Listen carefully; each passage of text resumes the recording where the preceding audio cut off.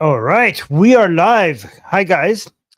Thank you for being here. Guys, I have been getting some emails from you guys, and it seems like I need to explain something very clearly because some of you are messaging me and asking me how I get my views higher with the videos that you're making. And just for people who don't have the context, we're trying to make businesses here and then we're using technology and social media as a way to get clients.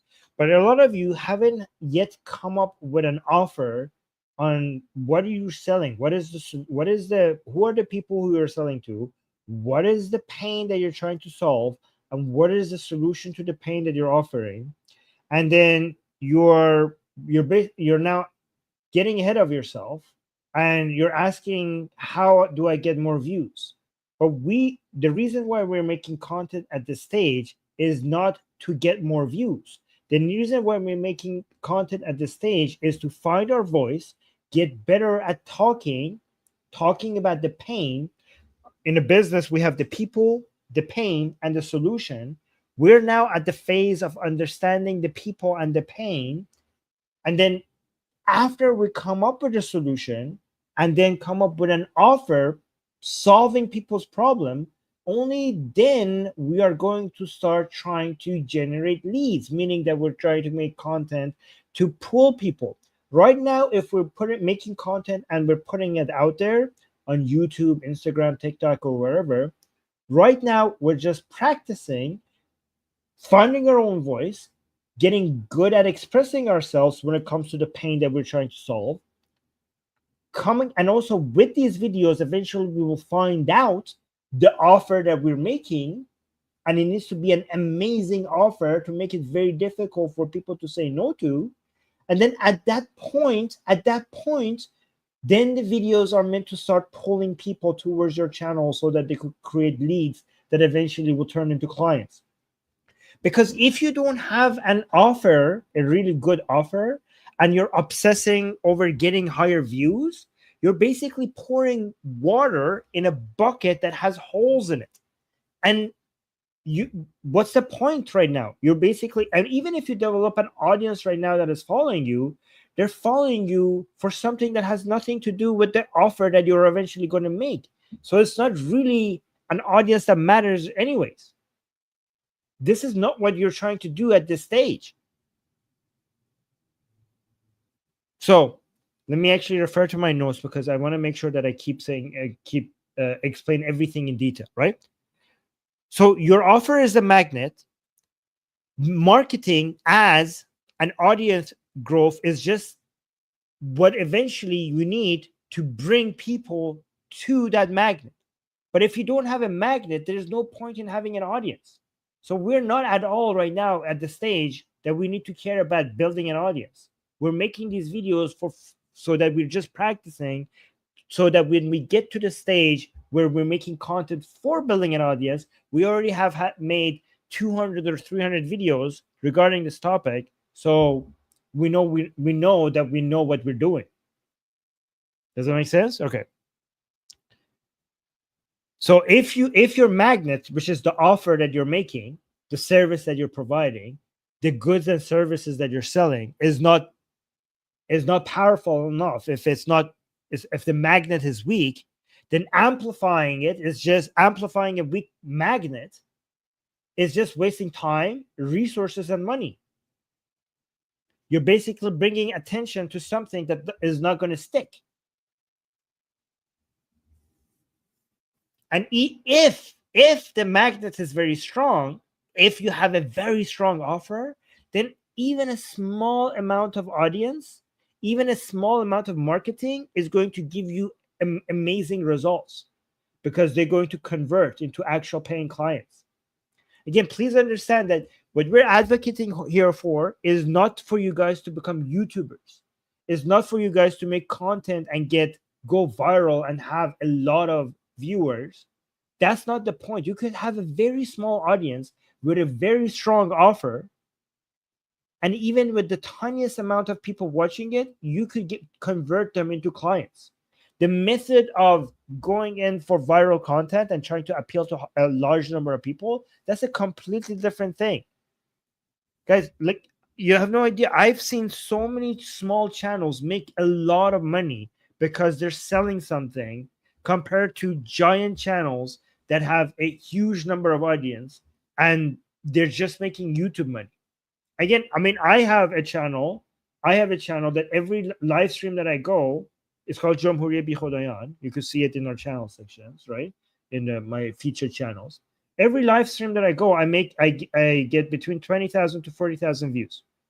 And I can tell you that this channel is more profitable than that channel.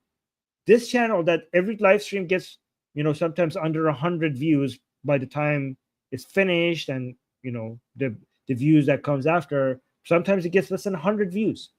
And this channel is more profitable than that channel because it's finding a small number of people who come here, find you, and then email me because they hire me for my services. This is more profitable because that channel is just making YouTube money. This channel is finding clients. You see the difference? Oh, hi, Tree of Knowledge. So just think about this. Think about your channel and all your assets that you have like a bucket. You don't want to start pouring water in it until the bucket is good. You have to find all the holes and basically close all those holes before you start pouring. And the traffic is the water that you're pouring into the bucket.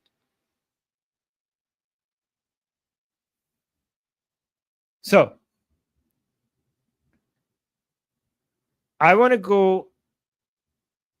I will, by the way, before I'm going to go through all the reasons why a strong offer is very important, and how to look at your offer and how to find the pain that you want to solve, and then find a solution that matches that pain, and then create an offer so that it becomes what are so it becomes very difficult for people to say no to.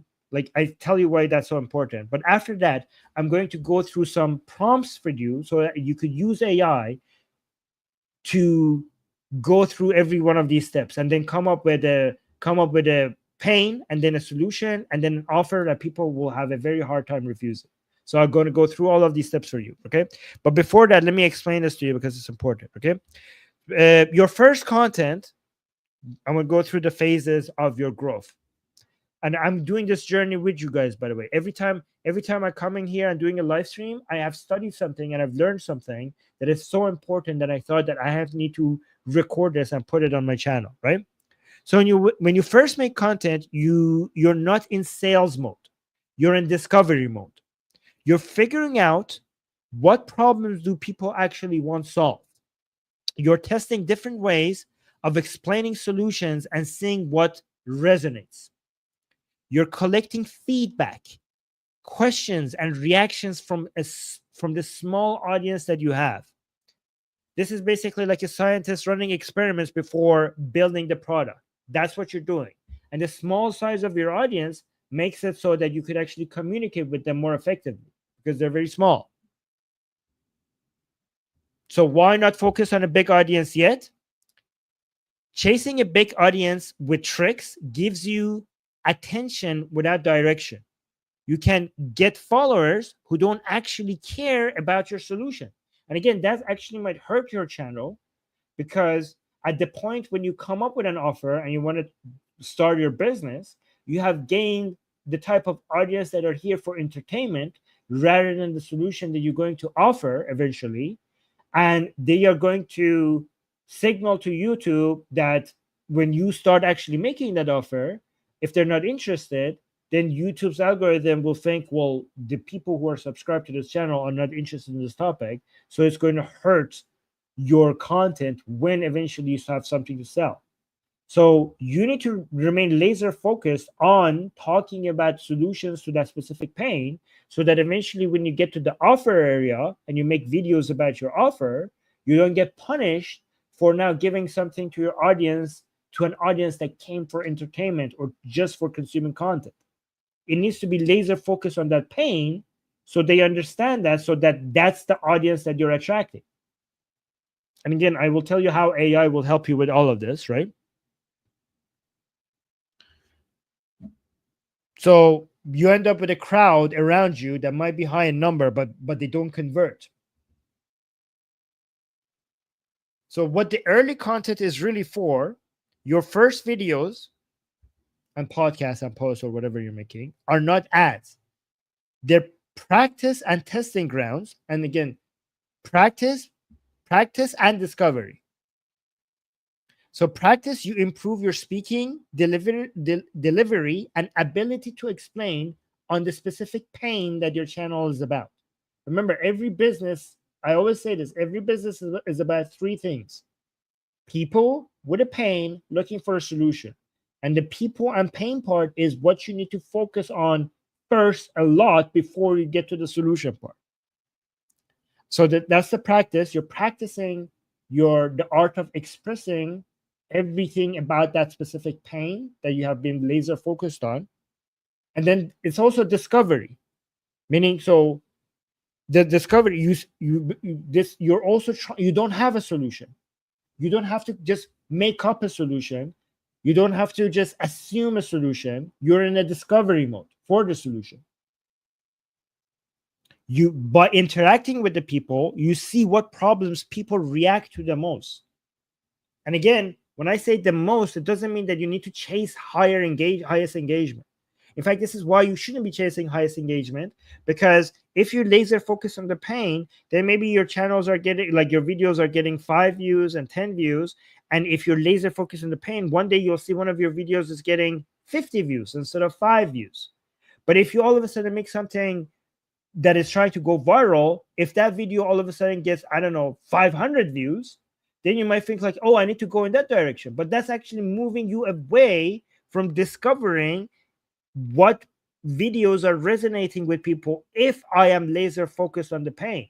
So you want to go from 5 to 50, rather than all of a sudden making a viral video that makes you 500 that is not actually relevant to the pain. So that's what you're discovering. You're seeing which one is getting the most engagement, while while the audience is that low, while you're laser focused on the pain.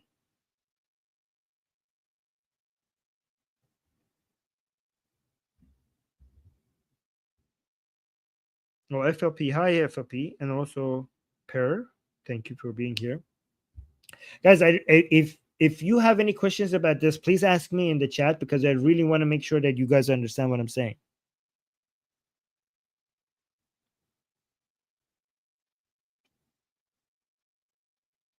So basically, and also, so you're practicing your presentation of about the pain.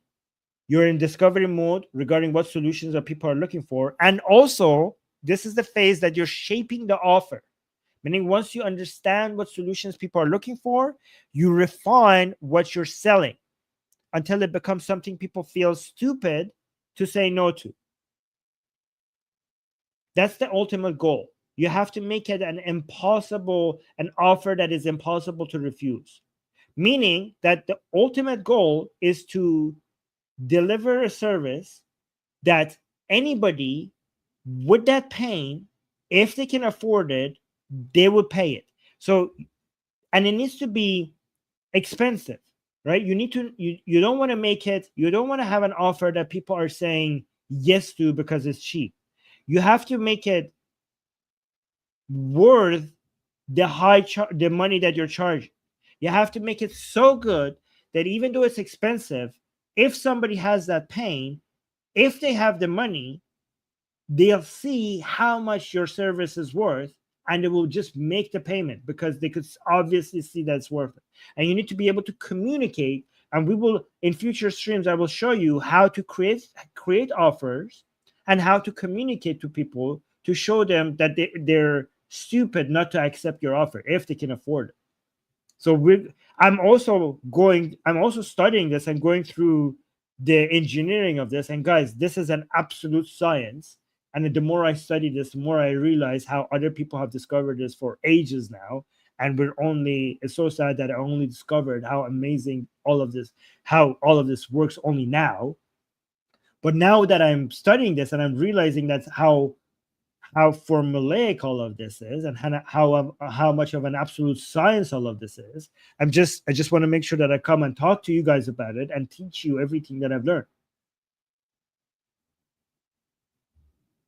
Right? So now, once the offer is ready, Now the offer itself is the engine that pulls people in. So a lot of you want to basically use tricks and figure out exactly how to make YouTube titles and covers and talk in a way that attracts the most people. But if you have the offer at some point, the offer that is the absolute best offer that you could make, if you figure out how to make that and then how to communicate that to people, it will just pull people itself. You just need to be able to communicate that with people to show what you're offering. And you already have, by the time that you have the offer, you've already practiced because you've already made 400 videos, so you know how to talk about it. But that's the point when you start pulling people in. That's when you do it, not before, because the offer just, it does that automatically. You just need to talk about it.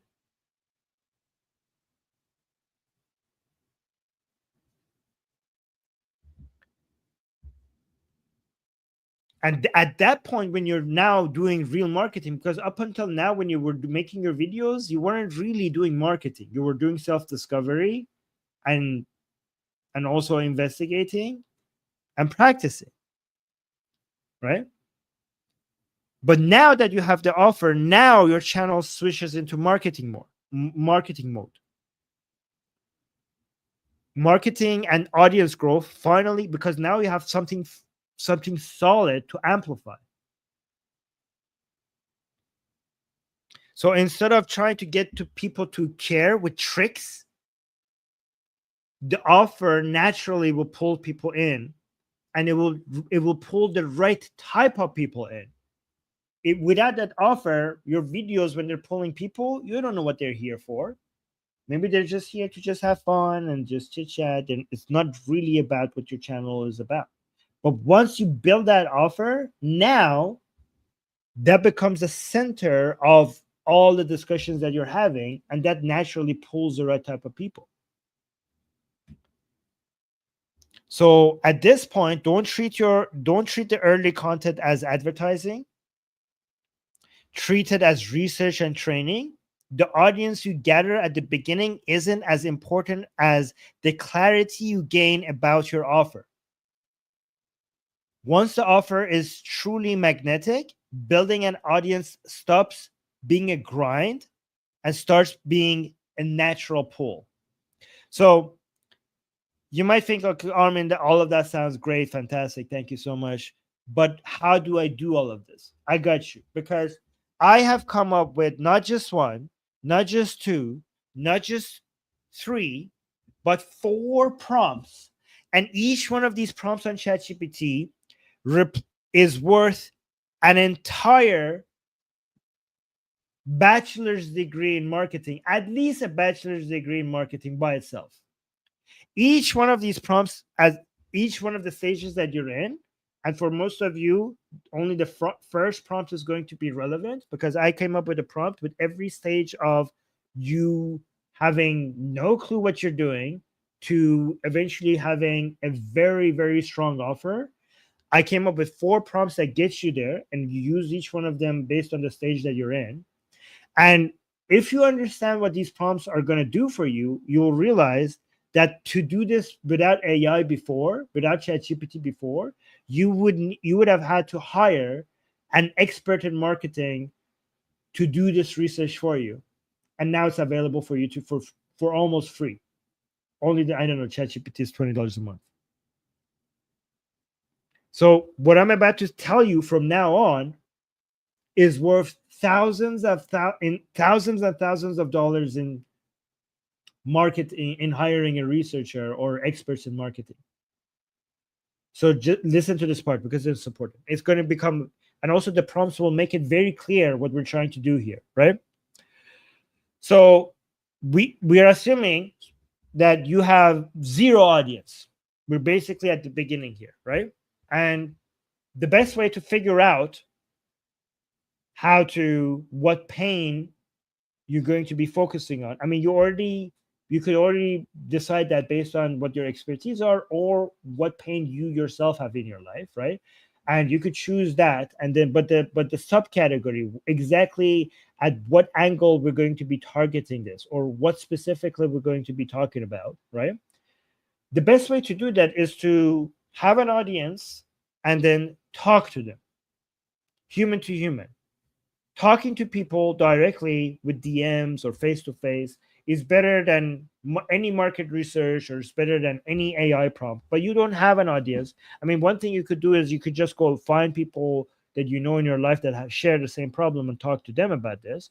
But before doing that, I have a solution for you guys that could replace even before you have an audience, you don't have anybody to ask them about their pains, so that you could understand them as people and them and their pains, right? Because that's what you're trying to do. But I have the next best thing, so you could practice. So eventually, when you have some audience, you know exactly what to ask them and how to talk to them about their pain. So listen to this stage one. Okay, what's the point of this prompt? Okay, is to get the pains.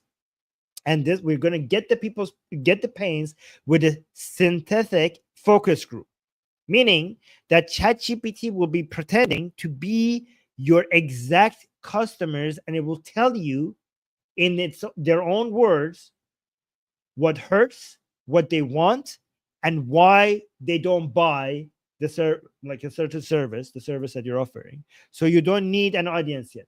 This is ChatGPT is going to pretend to be your audience, so you have something to engage with. So eventually, when you have an audience and you want to talk to people about their pain, you have practiced it, because interaction outreach is going to be very important when you start building an audience, right? So this is the prompt that you use.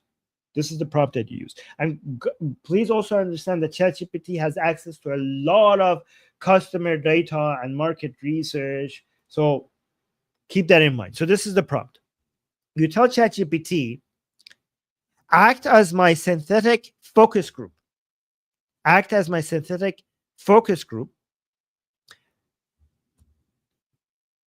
Give me an avatar based on, and then again, here in brackets, you put the type of people that you're focusing on, right? Like, so avatar, you could basically write this avatar colon, and here you want to put who you want to serve. Like, are you doing fat loss, quitting smoking, debt issues, credit score issues, heartbreak, divorce, finding a girlfriend, loss of a loved one, whatever it is, whatever service that you're focusing on, whatever that is, you put it here. So avatar, who you want to serve, be very specific here, as specific as you can. So, and then you say role to ChatGPT, you continue, role play 10 realistic buyers, different budgets, experiences, and urgency. So these are different people with different budgets, different experiences, and different urgency. For each, give top pains, desired outcome, what they tried, why it failed, biggest objection, all in short, natural quotes. And then you say, then consolidate to the top, then consolidate to the top 3 pains, top 3 outcomes, top 3 objections, with 3 to 5 verbatim quotes under each. You give this to ChatGPT, it will create an audience that you don't have, and it will give you so much information to work with. And again, remember, it will pull this from all the market data that it has, and this will get you familiar with the pains out there and the solutions people are looking for, and the reasons why they would not buy such a service, what their objections are. And you will get so much feedback. I know it's not real feedback, but it's such a good way to get started understanding what people's pains are. This is going to guide you so much in making your first videos, the information that you get from this, but it also is going to give you practice, so that when you actually have an audience and you want to talk to them about your pains, you're already familiar with what the types of things that they might say and how you would want to respond to them. So see, you don't even have, so this is why you shouldn't be obsessing over an audience, because I just gave you a way to practice this even when you don't have an audience. Isn't that amazing? That's a very powerful tool. I hope you understand this. Let me see. 1 second. So, but we're not done. Wait, there's more. So, 2. The second prompt is about getting 5 strong offer suggestions. So now that you're becoming more of an expert in understanding the people and their pain, either through AI pretending to be the people who have this pain or actually to the audience that you have, now you want to start, because remember, business is people with the pain looking for a solution. So you need to be obsessing over the people and the pain before you look for a solution. But now we're getting to the part where you're ready to think about a solution, meaning that you're ready to think about your offer. So at this stage, this is what you do. So before I tell you the prompt, let me give you the explanation for what we're trying to do. Turn those pains, outcomes, and the objections, so the pains that people have, the outcome that they want, and the objections they have to potential offers, what we're trying to do is to turn those into 5 clear offer options, right? We're not going to go with all 5. We're just going to try to see which one we like, which one resonates with us, and which one has the highest selling potential, right? Whatever matters to you most. You want it to resonate with you. You want it to be something that you are the most passionate about so that you could talk about it more, or you care more about how much you could sell. And if you focus on that, right? So again, turn those pains, outcomes, and objections into 5 clear offer options.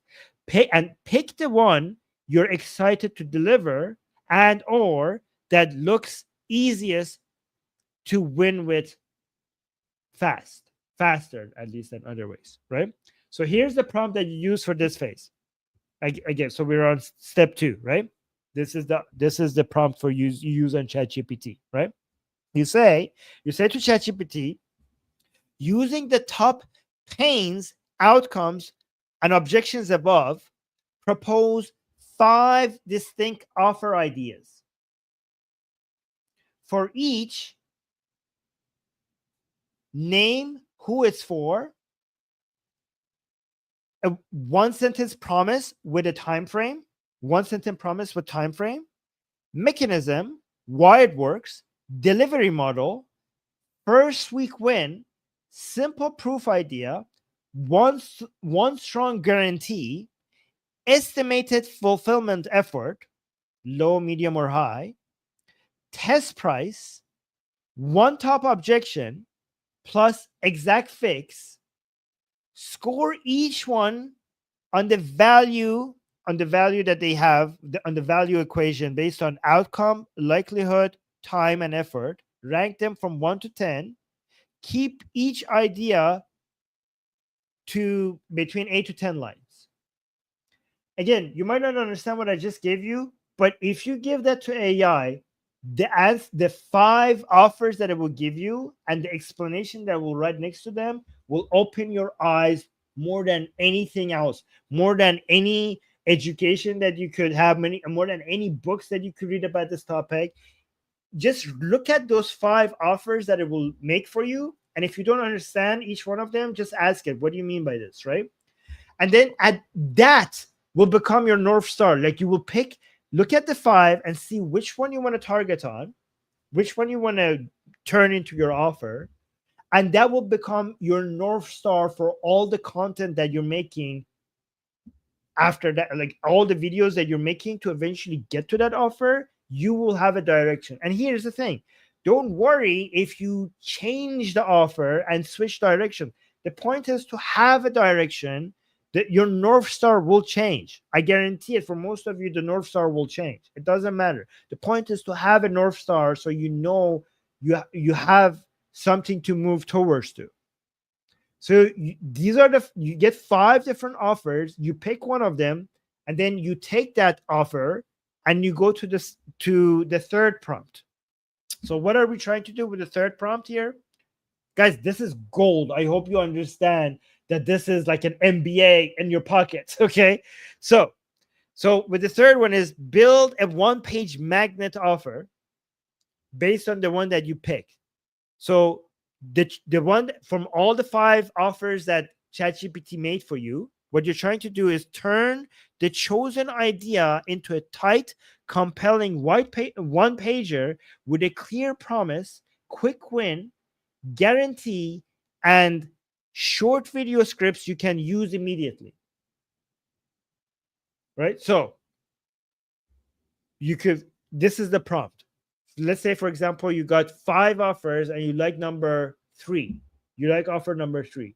This is what you do. You say, turn offer number 3 into a one-page offer, include promise, in parentheses, the clear result plus the time frame, 2, the mechanism, why this works, deliverables, first week win, timeline, proof plan, keep it simple, risk reversal guarantee, 2 friction killer bonuses, basically removing time and effort, test price plus anchor, 5-line objection FAQ. I don't know if you guys understand what this will give you. This will write you an offer that a killer offer that then you have to start building. This will create you a killer offer that when people read you could put a really, really high price on it and people will pay for it. This is then when you go into marketing mode. When you have this offer, if you give ChatGPT that prompt, if it creates you an offer and then you do everything you can to start providing that solution, offering that solution, once that offer is ready, you could put a giant price tag on it, and when people discover it, they will pay for it.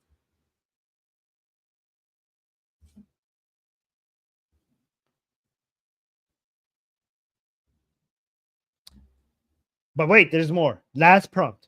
Prompt number 4. Because, okay, I have my offer, Armin. How do I start moving towards actually having that offer?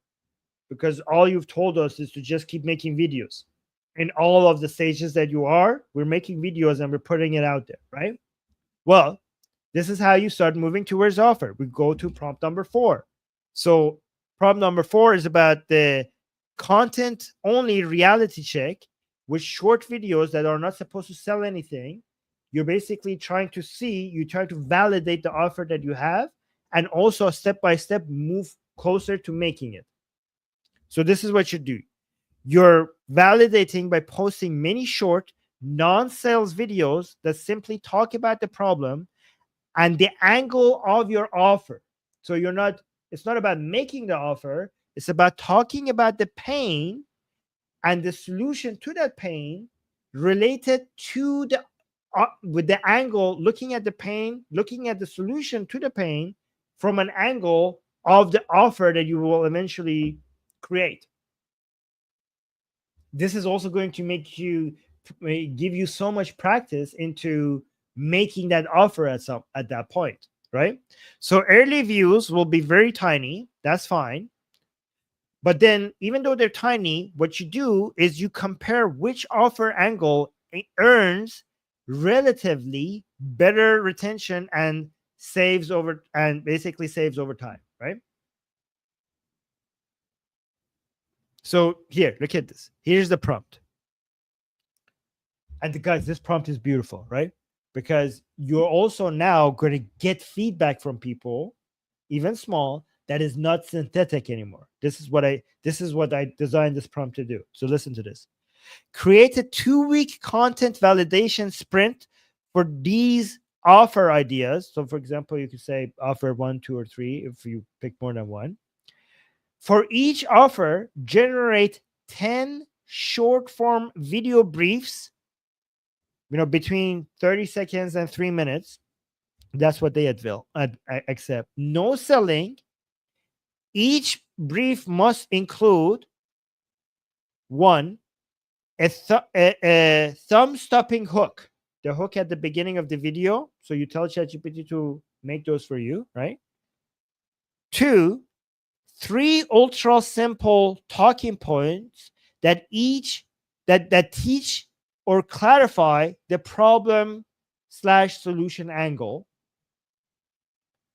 And then 3, one question based CTA, which is one question based call to action, inviting replies. So, for example, one thing you could ask at the end, what part bugs you the most? And that's a very good question, by the way, right? So, you tell ChatGPT to come up with all of these short videos for you with a hook at the beginning that makes people stop scrolling, and then 2 or 3 points regarding that pain and the angle and the solution that the you're talking about, and every video will be different from the other one, but it will be the same angle, it will be the same philosophy regarding that pain.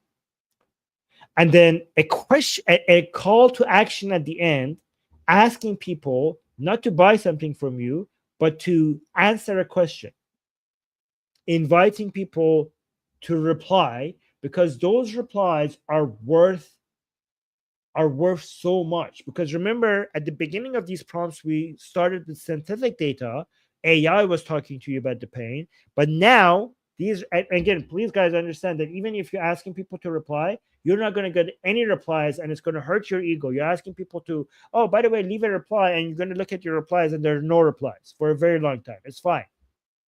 Just ask people for replies, because eventually, when you get replies, those are your real data from your community that you're building. And that will be worth so much, because then you will get the answers from the people, and then you will go through this cycle again, and you keep improving it. And by the way, when it comes to actually engineering the offer, I will eventually do live streams explaining exactly how you create the offer. And as I will start with pricing, probably. We need to talk about pricing, because I know I will talk about pricing your offer, because I'm at the stage now that I need to think more about pricing. So whatever stage I am in, I will, because I'm studying that's what I will make a content about. But eventually I will also make live streams regarding how to make your offer so good it will be difficult to say no to. And we will go through this, and I will try to make it very simple so you guys could understand, even if you're getting started, right? Let me see. Tree of Knowledge saying, thanks to you, now we code our coaches have a bunch of new rivals to deal with. Haka saying, I think we need to put this to Gemini later to understand. Right now it's going over my head. Well, the prompts that I gave you, you don't need to really understand what they will do. If you just give ChatGPT these prompts, then when you see the results, you will see the magic that they will do.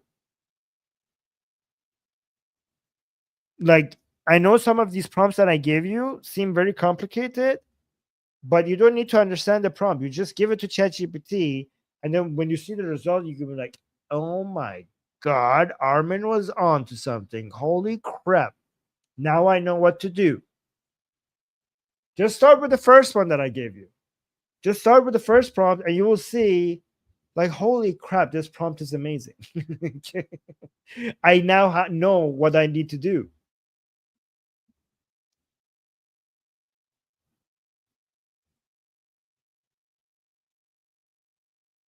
Amika is saying there's a problem with most LLMs that they often affirm and encourage your ideas, no matter if they are terrible ideas that would never actually work. And I think that you should address. Actually, they're less like that than before Amika. I'm actually, I think they somewhat overcorrected this, because I've been fighting with LLM. I'm like, I keep telling LLM, like, no, you're wrong. This is the thing this is how it works. And it keeps telling me, like, no, you're wrong. So I think they have, like, it refuses to accept, like, hey, here's the evidence. You're wrong. And like, at some point, I managed to get it to agree, but it was refusing to bend the knee for a very long time. So they're not as agreeable. I mean, they used to be too agreeable, and I used to have a prompt to make them more objective and push back on me to fix it. But I'm finding it less necessary to do that these days because I don't know what they did, but they're much less agreeable than before.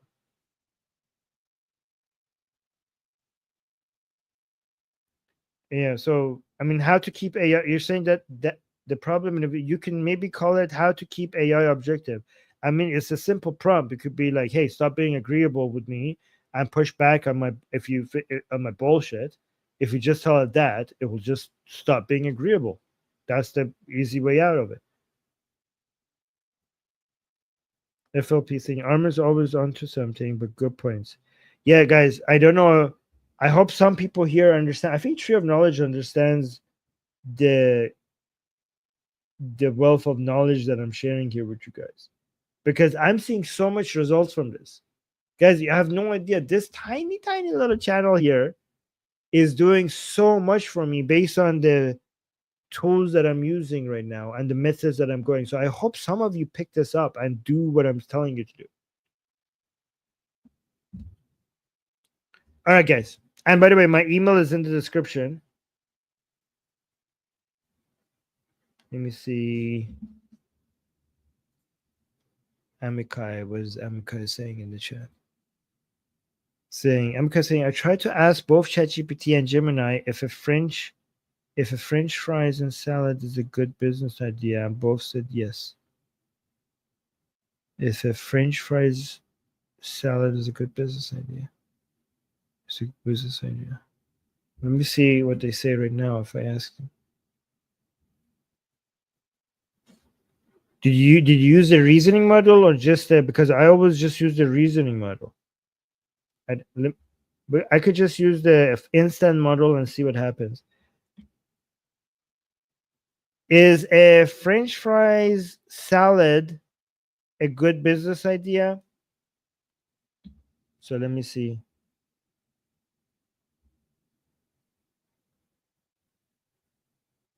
So it's not Amakai. I don't know what you're saying. To me, it's not saying that. I mean, I'm pretty sure if I use the thinking model, it would be better. But uh, it's saying it could work as a business idea, but only under certain conditions. Let me break it down, and also why it might fail. It says so going through a list, it said it could work because of novelty and curiosity factor. People think it's weird. And then it's a comfort plus health hybrid. It's street food, fast and casual trend, customization potential. Okay. But why it might fail, it's giving me a list of reasons why it might fail. Mixed branding, execution risk. Okay, so it's giving me a list of reasons why it might fail. Okay, so now let me see if I fix the prompt and say, be objective, call me out on my BS if you have to. So let's see now if I say that, if it will fix it. All right, saying, all right, Armin, let's cut to the fluff and look at this objectively. You might attract a niche of people. Okay, it's giving me a big answer. Fries. Okay, no, this is not agreeable right now. After I told it, it's actually hurting my feelings. It's being very harsh to me. It says it's a limited gimmick. Verdict, no BS. As a serious long-term business idea, is terrible. Amikai is telling me it's terrible. It's like as a serious long-term business idea is terrible. As a short-term gimmick, viral stunt, maybe. There you go. See how I fixed it? Easy. Oh, so you ask? I also ask the instant model. Usually, I get better results with the thinking model.